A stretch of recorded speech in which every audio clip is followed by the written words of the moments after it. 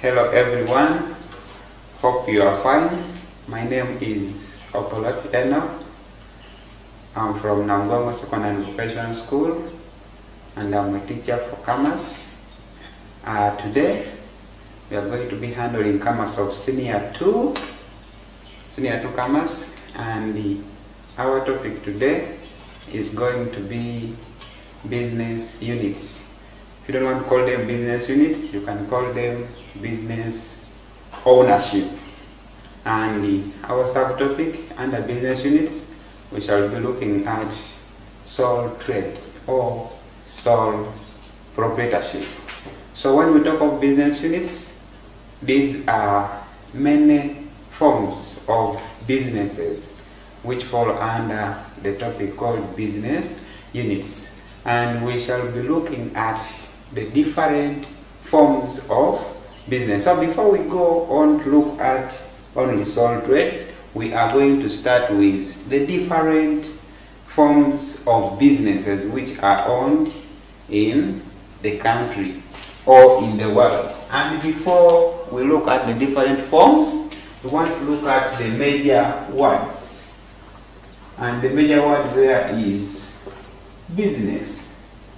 Somebody might ask himself that what is a business? You have always heard people talking about businesses. I have my business this way, the other side.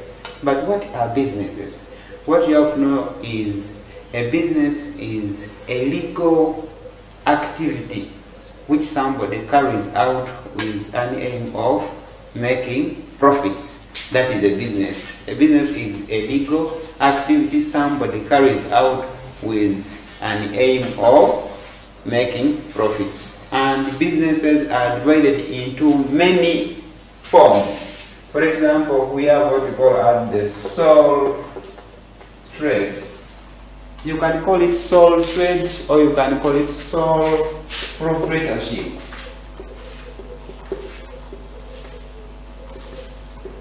This word sole means, we are not meaning the sole of the shoe, but when we say sole, we mean one person. So when we say sole, it means a business owned by one person. This word proprietorship should not confuse you. It is just a word which means somebody to start up something. So if we say sole proprietorship, you have started a business alone. We have other forms of business like partnership. The word is partnership. And the word partnership comes from the word partner. To have, you have always heard people saying, I have a partner. A partner means you are more than one. So when we say partnership, we mean a business which is owned by two or more people. This one is two or more, but more than one. So that one goes into partnership. Sole trade, it is only one person. One person forms the business type called sole trade. So we also have joint stock companies. They are called joint stock. So joint stock companies, these are businesses which can be started by two or more people, but they're different from partnership. They're different from partnership in a way that these businesses allow other people, when you start it, it allows other people to join you along the way. This one, partnership, the people you start with are the people you finish the business with. But for joint stock companies, the people you start with, you can add on other people as you go on with your business. We also have the public corporations. Public corporations. Public corporations, these ones are owned by the government. That's why they are called public. From the word public, meaning they are owned by the government. So the government can also involve itself in business, and we shall be seeing which type of businesses are owned by the government as we go on. We also have the cooperatives. These ones are formed by a certain group of people who have common interest and common goal.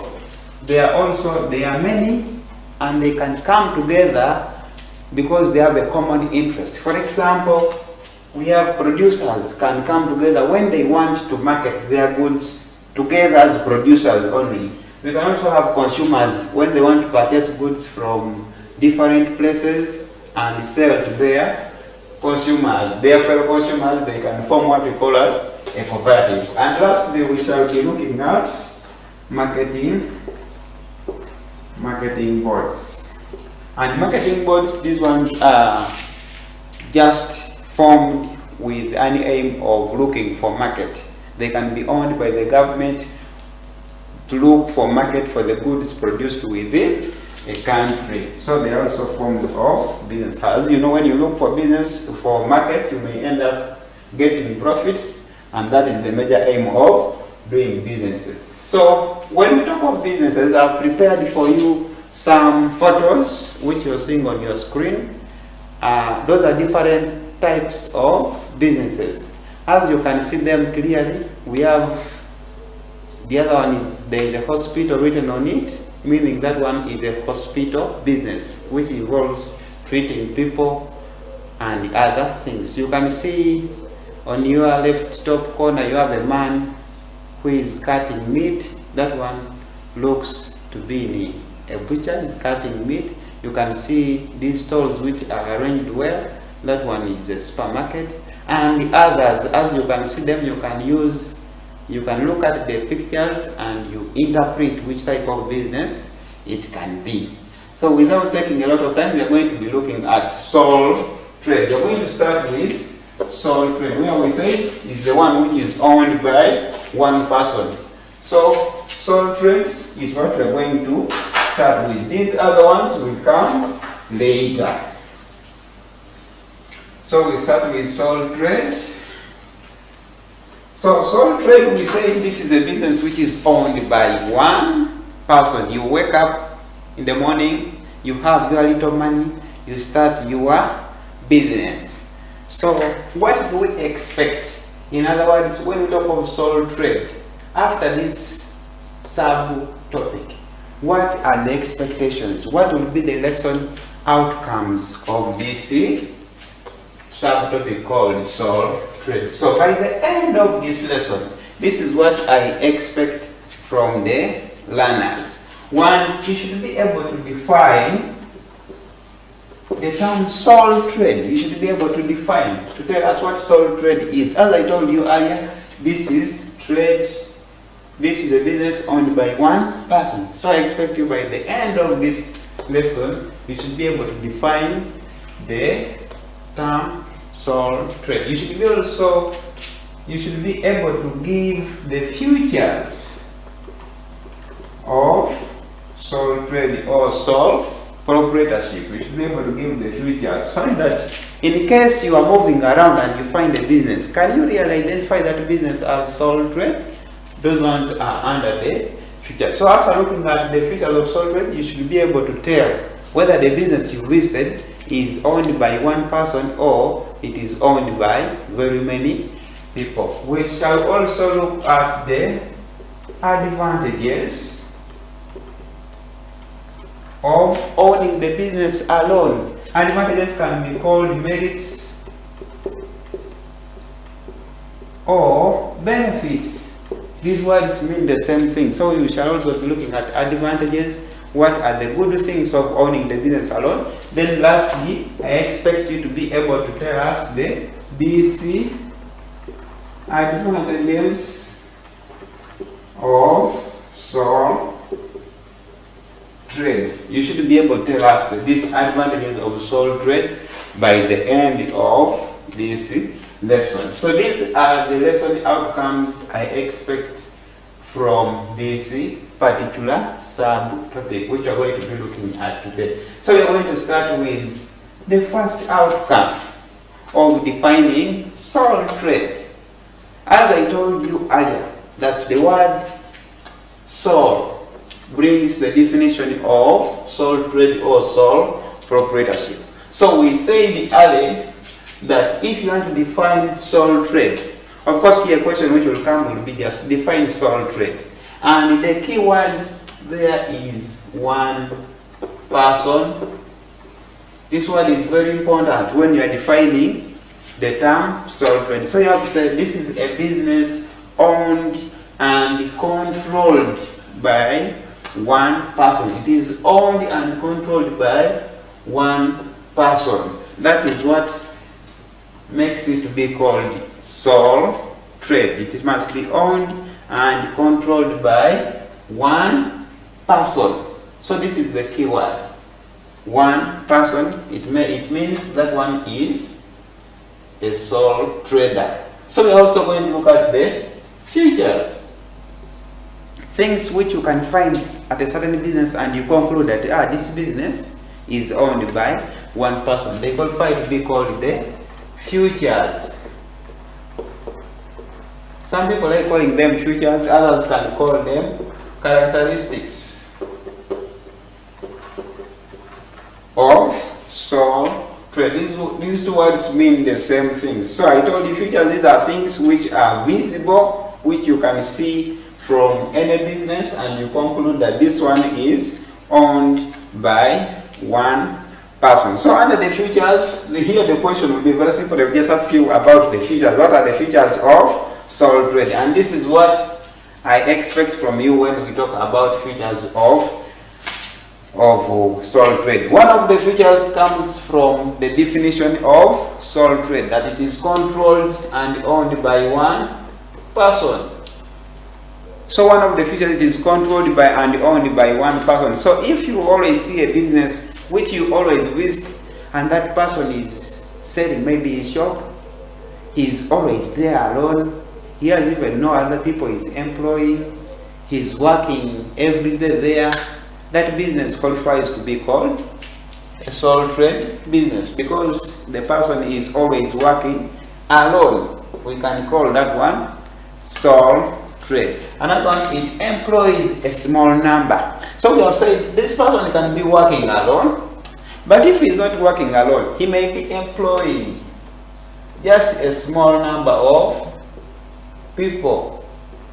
He employs a small number of people. A small number of people meaning they may be like a 2 or just another helper to make them 3. For example, you have seen these ladies who are working in markets.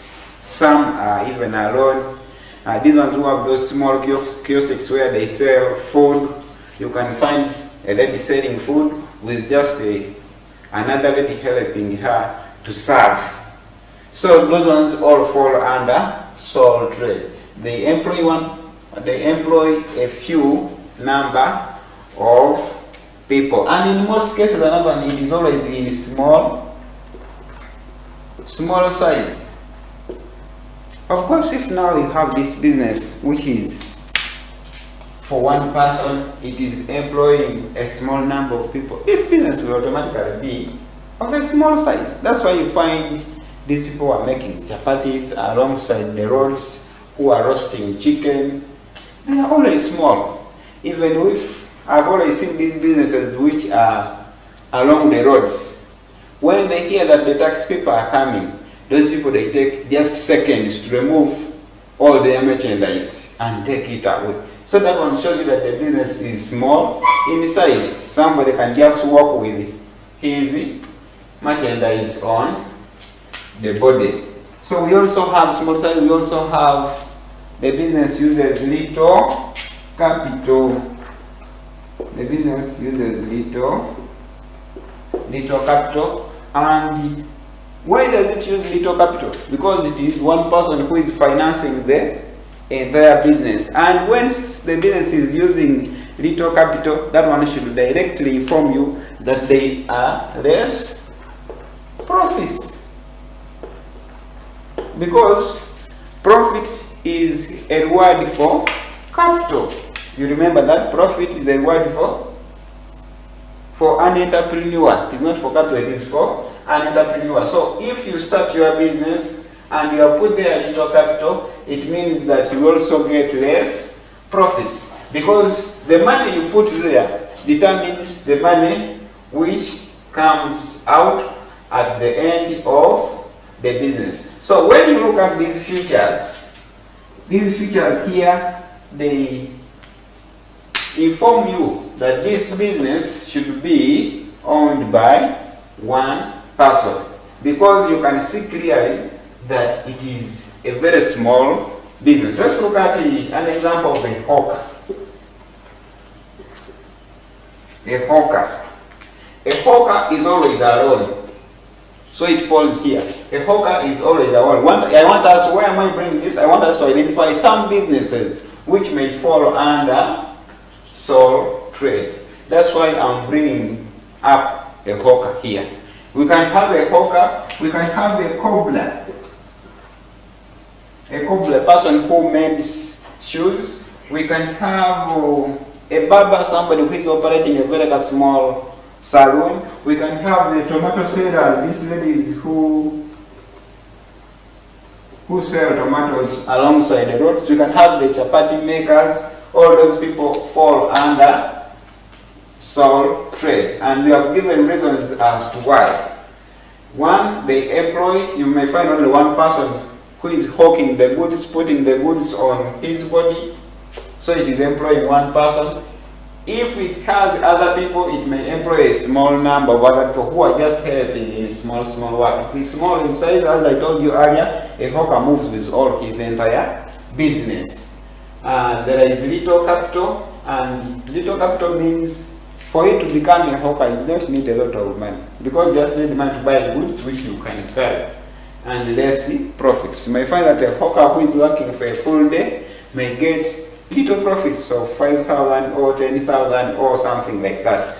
So these ones are some of the features or characteristics of sole trade. So after looking at the features and the characteristics, what are some of the advantages of sole trade? That takes us to our next lesson outcome, which is advantages or merits or benefits of sole trade. So now we are going to be looking at the advantages. Advantages, I told you, these are the good things about something. They can be called advantages, they can be called merits or benefits. So you should not be confused in an exam if the question is asking for benefits of sole trade, or if the question is asking for merits.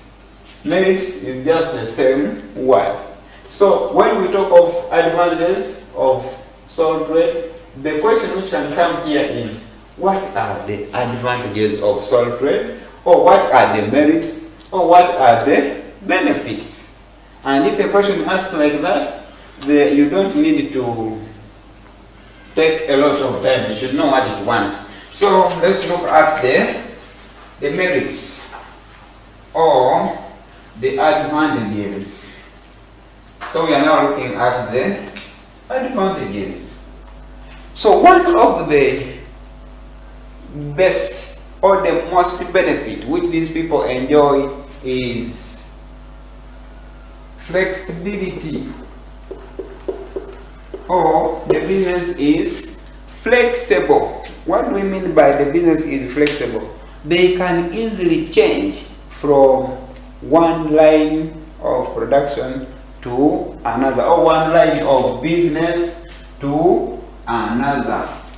Somebody will say that, how is it possible from one person to change from another business to another? We'll give you an example of a hawker. A hawker, you will see him today moving around with trousers. Tomorrow, you'll find the same hawker whom you know very well moving around with skirts or belts or bags. That shows you how flexible it is for a person who is doing sole trade can change from one business to another. And this flexibility comes in because they are using little capital. Because I can give you an example. How easy it is to change Mulago Hospital into a school. It can take months for those people to break those buildings and construct a school. Or how hard it is to change a school into a hotel. Because these are now big businesses which we are talking about. So they are not flexible because they are big. But this one for a sole trader is flexible because it is small, it can easily change from one line of production to another. So flexibility is one of the biggest advantages these people enjoy. Another one is they are easy to set up or to establish. They are very easy to set up or to establish. What do you mean by being easy to set up? If you want to start a business which is owned by one person, which is already small in size, you just wake up in the morning, you go and set up your kiosk, and in the evening you will be selling the parties to people. Or you go and become a hawker. Within 2 days, you will be already known by the common people. But how long can it take for you to set up a school? It will take you long to set up a school. But for sole trade, it is very easy to set up. So you can easily set up your businesses. And the other one is sole trade. It provides employment to family members. So there is employment to family members. To family members. Somebody works with the sister or with the brother in their shop at home. So there is employment to family members. So somebody will say, how is that an advantage? It is an advantage because your family members will be able to get work. And when they get work, they can easily help you in doing this work well. So there is employment to family members. And we have also said that decision making is easy. Decision making is easy. Do you know what we mean by decision making? Decision making is just coming up with many alternatives to solve a certain problem. That is called decision making. So when we say decision making is easy, it means that in sole trade, in a business where you are owning it alone, it is very easy to make decisions. You can easily tell what to do. You can even just think about it overnight. And you say, tomorrow, I want now to start producing pancakes. From chapatis to pancakes. You can think about it overnight and tomorrow you do it. But take an example of another business which is owned by many people. You may want to change from chapatis to pancakes, then others may not want to do it. Others may want you to continue with the same business. So that one can bring confusion. But if you are owning the business alone, it is very easy. You just say, I want to make cakes, and tomorrow morning you will start making pancakes. So decision making becomes very easy. There is also what we call as personal contact. Another advantage is personal contact. Personal contact with the customers. You talk to your customers there and then. As you are selling to them the chapati, you are talking to them. How does my chapati, how does it taste? What is missing in it? So there is personal contact. Let's take an example of a very big multinational company like Mukwano Industries, which produce the cooking oil, the soap you people use. Have you ever talked to the producers of that soap? You have never. But the man who produces the chapatis in your trading center, you talk to him every day. You can even complain in his face that the chapatis you make are not sweet. But however much the cooking oil of Mukwano is not good, to complain about it, you have a very big process to complain about it for them to know your complaint. But in sole trade, there is personal contact because you are able to see the person you are talking to, you are able to talk to them, you are able to even bargain with them to reduce for you the price. So there is personal contact. This one helps both the customer and the one selling. The seller gets to know what customers are saying about his products directly from the customers. That's the good thing with personal contact. And if you use the customer, you are able to know that the person who sells to me this stays there, and you are able to talk to them at any time. There is also confidentiality in regards to his business. Another advantage is confidentiality.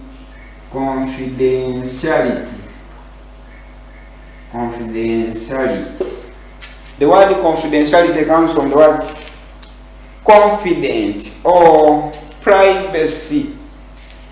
Confidentiality, somebody is confident, one is confident of what he's doing. He knows that even tomorrow he will be there. The other thing is that he is able to keep everything about the business to himself. Meaning, he doesn't need to tell us very many people about his business. Like we shall see in other forms of businesses, there are businesses you will see that somebody has to be telling the public how the business is working. Because the business is not owned by him alone. It is owned by the other people. For example, for joint stock companies. Under joint stock companies, we shall be looking at why they need to be telling the public about the business, how the business is performing, and all other things. But for sole trade, we said there is confidentiality. Somebody keeps all the secrets to themselves. So there is confidentiality. Another advantage here, one of the big advantages, is that they enjoy the profits alone. Imagine all the profits are enjoyed by one person. Whether they are 10 millions or 100 millions, they are all enjoyed by one person. So there is enjoyment of profits alone. You make your profits, you enjoy them. We shall look at other forms of businesses apart from sole trade. For example, partnership. When you make profits, those profits are shared by all your partners, the people you are working with. But for sole trade, when you sell the other parties, you have sold all of them. The next thing to do is to enjoy all of them alone. And we also have another advantage, like there is strict supervision. There is strict supervision in the business. Strict supervision means you are there every time to see what takes place in the business. You are there every day, so you are able to see what takes place every day in your business. So there is what we call as strict supervision.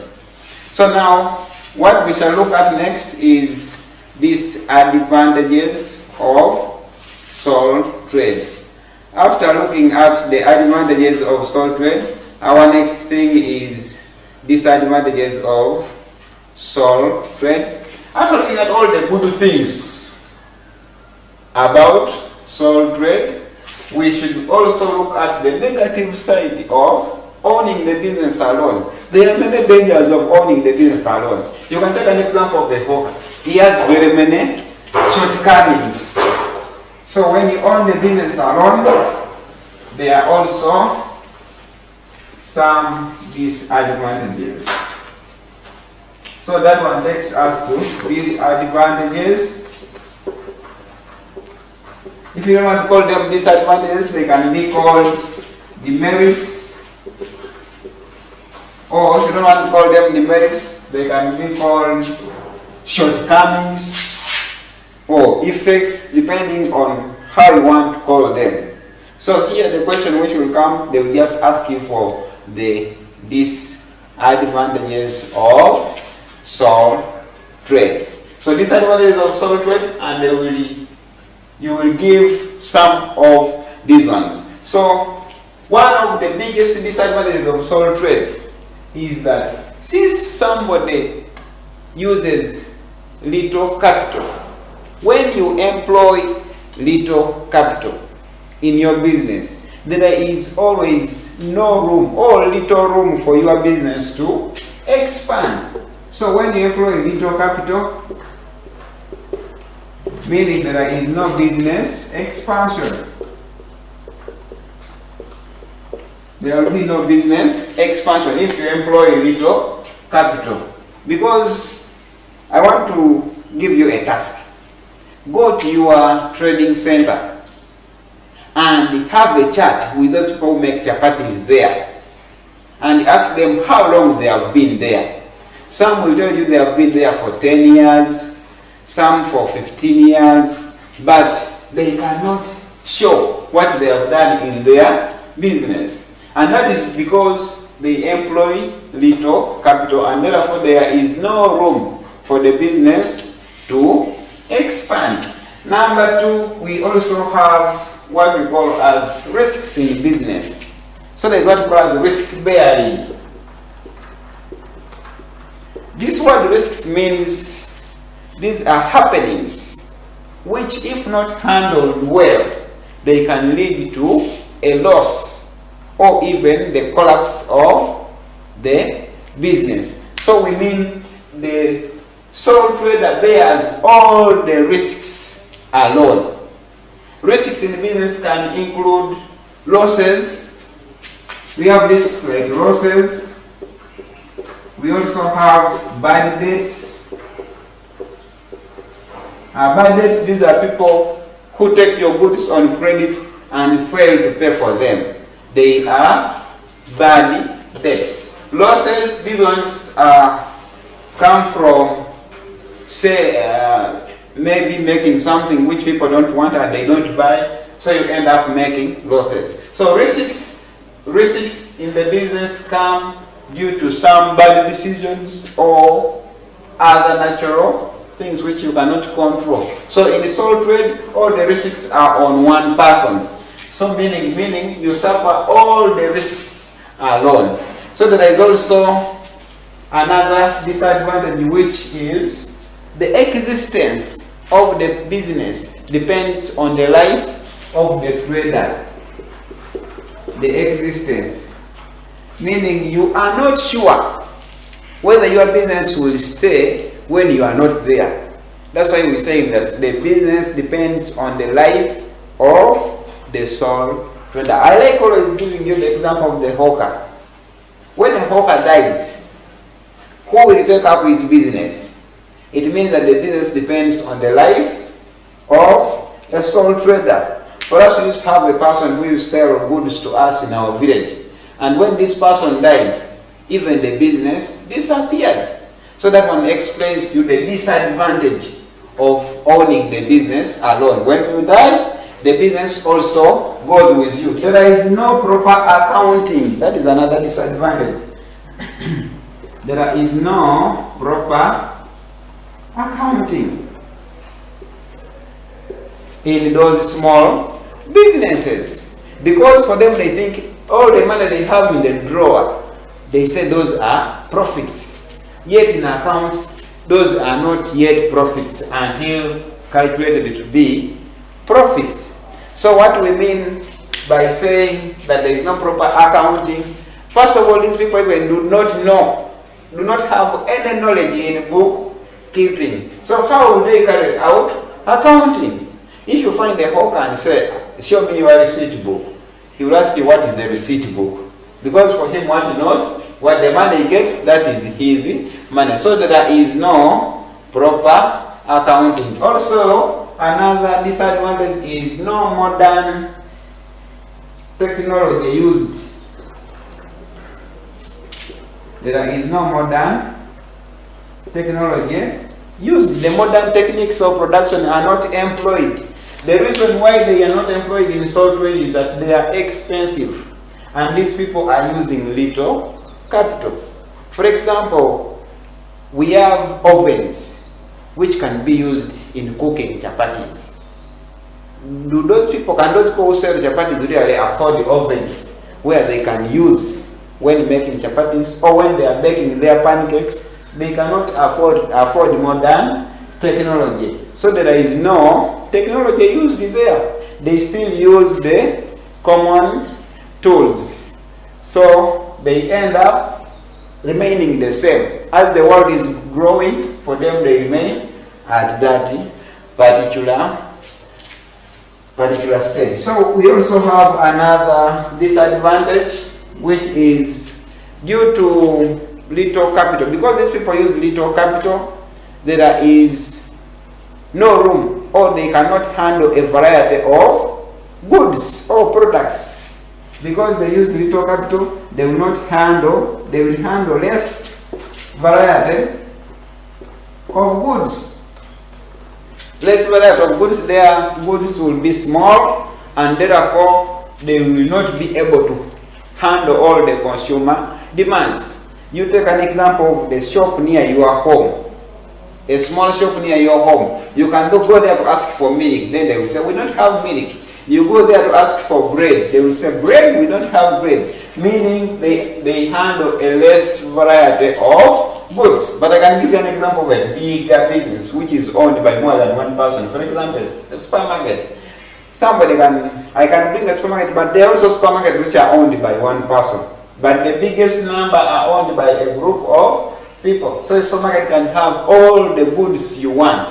Reason being, these are many people come together and they bring much money. So they bring a variety of goods to customers. Another disadvantage is there are no managerial skills.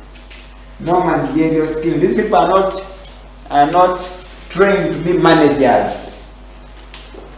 So they are less managerial skills. They are not trained to be managers. So meaning these people cannot manage businesses. They are not managers. They have not studied anything in management, so they cannot manage businesses well. They cannot even employ somebody who can manage the business. So since they are not good managers, their businesses will also be mismanaged. We also have long hours of work. The trader works for long hours.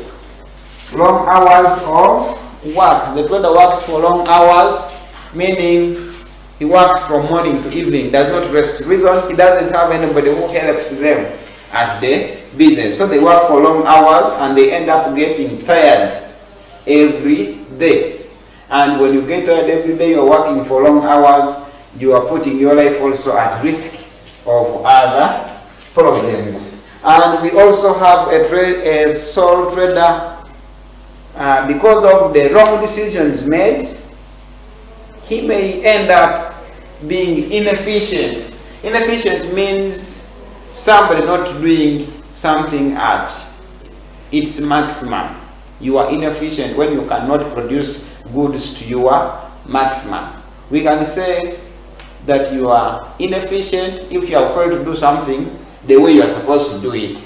So because of these decisions which are made, you can make wrong decisions. And out of the wrong decisions, you can easily make mistakes, and which can bring your business even to an end. So that one brings us to the end of the disadvantages of sole trade. I hope you have all achieved our lesson outcomes of getting to know the meaning of sole trade, the features of sole trade, the advantages of sole trade, and the disadvantages of sole trade. So that one brings us to the end of our subtopic, which is sole trade. And in our next segment, we shall be looking at another type of business ownership, which is called now the partnership. That's what we shall be looking at in our next lesson. Thank you for listening. I remain Opolot Enock,